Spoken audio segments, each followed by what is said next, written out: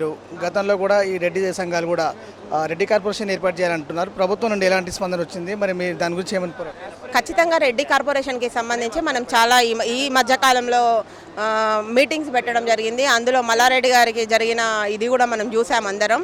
ఖచ్చితంగా మేము Reddy women association founder and ప్రెసిడెంట్గా మనకి రెడ్డి కార్పొరేషన్ లక్ష్య సాధనంగా ముందుకు వెళ్తాము. ఇక పైన కూడా మనం ప్రెజర్ తీసుకొస్తాం ప్రభుత్వం పైన.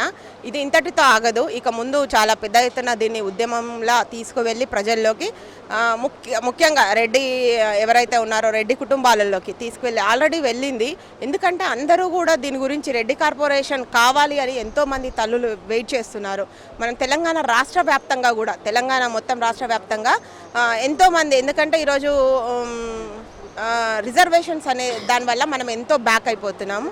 దానివల్ల ఇప్పుడు చదువుకుంటున్నారు పిల్లలు. చదువుకుంటున్న పిల్లలకి విదేశాలకు వెళ్ళి చదవాలి అంటే విదేశాలలో వాళ్ళకి చదవడానికి లోన్లు రావు. వాళ్ళకు ఉన్న ఎకరం 2 ఎకరాలలో లోన్లు అనేది రాదు.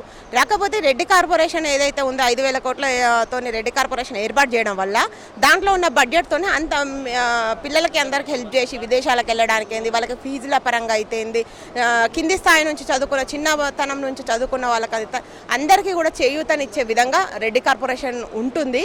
కాబట్టి రెడ్డి కార్పొరేషన్ త్వరలో ఏర్పాటు చేయాలని ప్రభుత్వాన్ని వేడుకుంటున్నాము. అదేవిధంగా దీన్ని ఏర్పాటు చేయకపోతే మాత్రం పరిణామాలు చాలా ముందు తీవ్రంగా ఉంటాయి. మొన్న జరిగిన మల్లారెడ్డి గారికి జరిగిన ఉదాంతమే మనం ఒక ఎగ్జాంపుల్గా తీసుకోవచ్చు. అంటే ఎంత బలంగా ఉంది రెడ్డిలో, ఎంత బలంగా ఉంది దీని గురించి అనేది మనం తీసుకోవడానికి ఉంటుంది. ప్రభుత్వం నుండి ఏమైనా సానుకూలంగా స్పందన వస్తుందని మీరు అనుకుంటారు? ఎస్, మొన్న ఏదో కేటీఆర్ గారు ఒక మీటింగ్లో చెప్పారు, రెడ్డి కార్పొరేషన్ నిజంగా కూడా అవసరం ఉంది, ఇస్తాము అన్నట్టే అన్నారు. కానీ ఇస్తాము అని అనడం కాదు, దాన్ని చేసి చూపియాలి, దాన్ని పరిగణనలోకి తీసుకురావాలి. మాటలతోని కాదు చేతలతోని ముందుకు తీసుకురావాలని కోరుకుంటున్నాను.